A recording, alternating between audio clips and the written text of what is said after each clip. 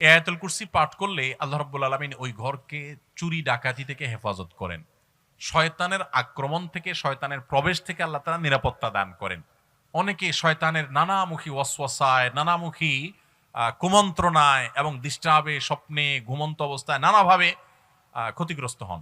এগুলো থেকে বাঁচার জন্য রাতে আয়াতুল কুরসি পড়ে শোয়ার কোনো বিকল্প নাই। এটি বিশুদ্ধ হাদিস দ্বারা, বুখারীর হাদিস দ্বারা প্রমাণিত যে শয়তানের পাকড়াও থেকে, আক্রমণ থেকে আল্লাহ তাআলা নিরাপদে রাখেন, হেফাজতে রাখেন, আল্লাহর নিরাপত্তা থাকা যায়।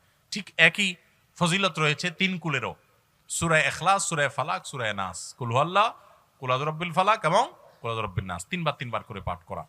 এবং আপনারা অনেকে হয়তো জেনে থাকবেন, রাত এবং দিন এই 24 ঘন্টার ভিতরে 5 ওয়াক্ত সালাতের মধ্যে তো সূরা ফাতিহা প্রত্যেক রাকাতে পড়তেই হয়। এরপর ওয়াজিফা হিসাবে, মাসনুন জিকির হিসাবে কোরআনে কারীমের যে আয়াত বা সূরাগুলো সারাদিন রাতের ভিতরে সবচেয়ে বেশি সংখ্যক বার পড়তে হয়, সেটা হলো এই তিন কুল এবং আয়াতুল কুরসি।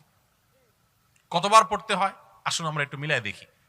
নবী করিম সাল্লাল্লাহু আলাইহি সাল্লাম তিন কুল, সূরা ইখলাস, সূরা ফালাক, সূরা নাস সকাল এবং সন্ধ্যায় তিনবার করে পাঠ করতেন। তাহলে তিনবার 6 বার হয়ে গেল, তাই না?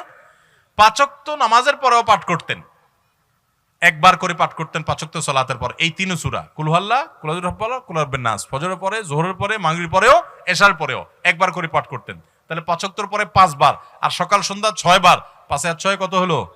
11 বার। ঘুমানোর আগে আবার 3বার করে পাঠ করতেন, 11 আর 3 কত হলো? 14 বার। দিনে কমপক্ষে 14 বার সূরা ইখলাস, 14 বার সূরা ফালাক, 14 বার সূরা নাস পড়া সুন্নাত। এর বাইরে নামাজের মধ্যে পাঠ করবেনই, আসেনি। এরপর আসেন আয়াতুল কুরসি। একইভাবে সকাল সন্ধ্যায় নবী সাল্লাল্লাহু আলাইহি সাল্লাম পাঠ করতেন, 5 ওয়াক্ত সালাতের পরে পাঠ করতেন আয়াতুল কুরসি একবার করে, আর রাতে শোয়ার সময়ও পাঠ করতেন। এই জন্য আমি বলি, রাত এবং দিন 24 ঘন্টার ভিতরে কোরআনে কারীমের যেই অংশের তেলাওয়াত সবচেয়ে বেশি করতে হয় সূরা ফাতিহার পর, সেটা হলো এই তিন কুল এবং আয়াতুল কুরসি। এটা কত গুরুত্বপূর্ণ সেটা এখান থেকে বোঝা যায় যে কেন আমাদের প্রতিদিনের বাঁকে বাঁকে, মোড়ে মোড়ে, সকালে সন্ধ্যায় রাতে প্রত্যেকটা জায়গায় নামাজের পরে আল্লাহ নবী সাল্লাল্লাহু আলাইহি ওয়াসাল্লাম এটা পাঠ করতেন। বোঝা গেল যে এটা আমাদের জন্য রক্ষা কবচ, এটা আমাদের জন্য অনেক বেশি উপকারী। বিশেষ করে সকালে পাঠ করলে সারাদিন, সন্ধ্যায় পাঠ করলে সারা রাতের জন্য আল্লাহর নিরাপত্তায় মানুষ চলে যায়।